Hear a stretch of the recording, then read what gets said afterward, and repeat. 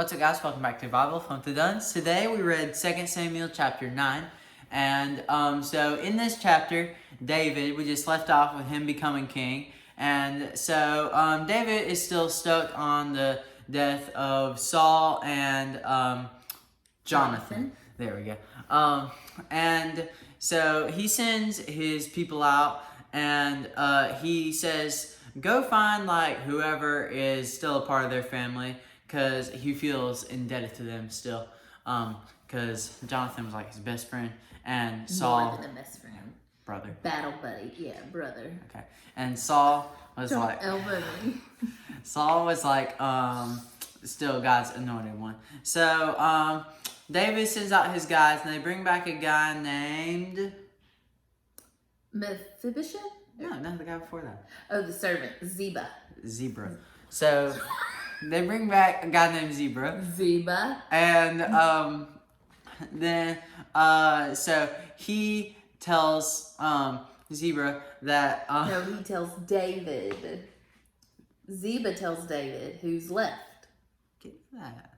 So David tells Zebra. Oh, Yeah. stop. David tells Ziba that he needs to know who of Saul and Jonathan's family is still alive, because he feels indebted to them and he loves them. And so Ziba tells David that there is one left, and his name is Mephibosheth.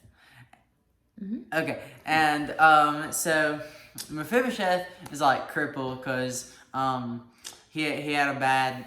Remember, just a few chapters ago, we read it was like all of 2 sentences, and it says, and he had a kid. Jonathan had a son named Mephibosheth, and his He nurse. had like a bad nursery worker who dropped him. She had an accident. She dropped him. Just because you fall a lot doesn't mean you're a bad person. It means you got it like.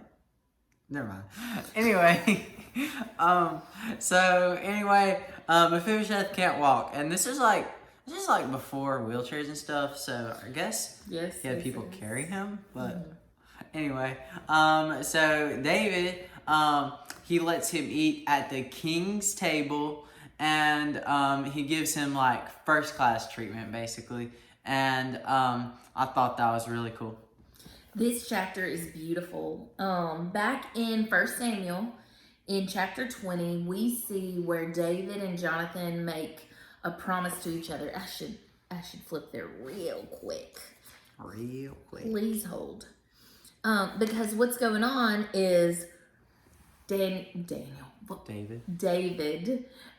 is telling Jonathan, hey, your dad's trying to kill me. And Jonathan was like, oh no, he's not. No, remember when he just missed my head barely with the spear? He's trying to kill me.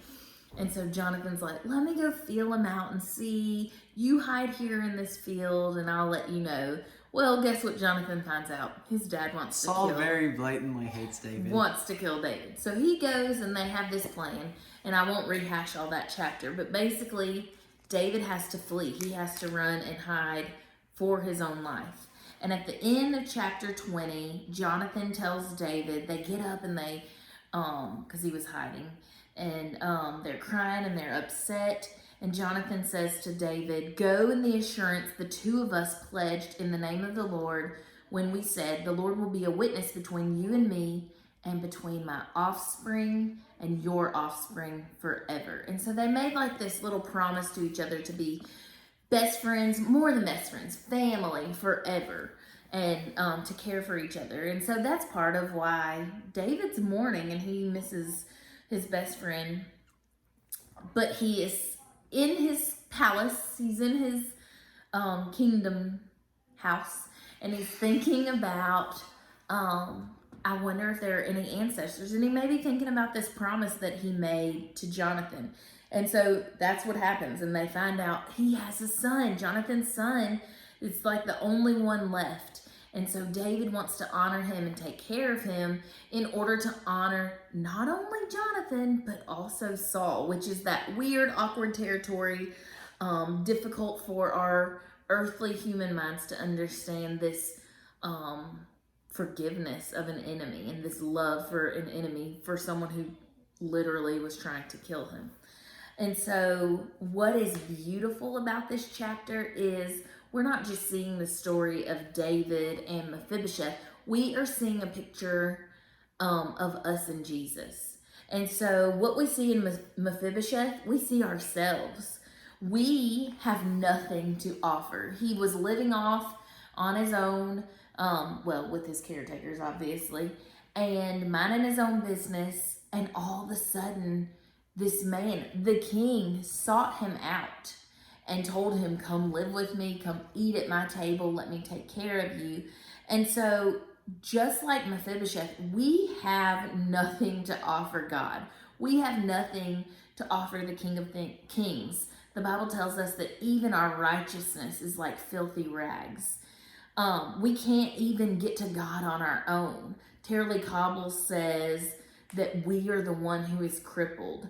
But what's beautiful is, just like David, what we see here with Mephibosheth, God comes and gets us.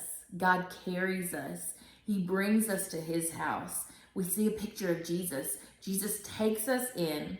He provides for us every single day for the rest of our lives, and he blesses us so undeservedly. And so we see a beautiful picture of what it is to be adopted, to follow Christ. To be a follower of Christ is straight blessing. It is fully undeserved, and it's beautiful. Jax had a takeaway too of what he saw in this chapter. Okay, so like basically, in a matter of few chapters, David becomes like the most important person in Israel. So he could have like very easily forgotten about Saul and his son Jonathan. But David, he like keeps them on his mind for like a really long time, obviously, because a lot has happened, but David like remains like on the subject of them. So God doesn't have to like throw Mephibosheth into David's face and be like, hey, you remember your promise? No, David was like, how can I honor my promise? And he was looking for ways to help and fulfill his commitment that he made to Jonathan. And so I really liked how it was David's choice, and he went to all the hard work of seeking out like any way that he can help. That's right. So this is our story of our relationship with God. We bring nothing to the table. It's all blessing to us.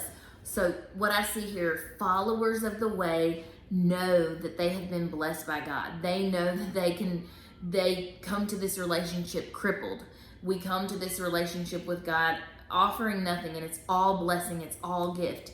So we recognize that, but we also, because of that blessing from God, we choose to seek to bless others.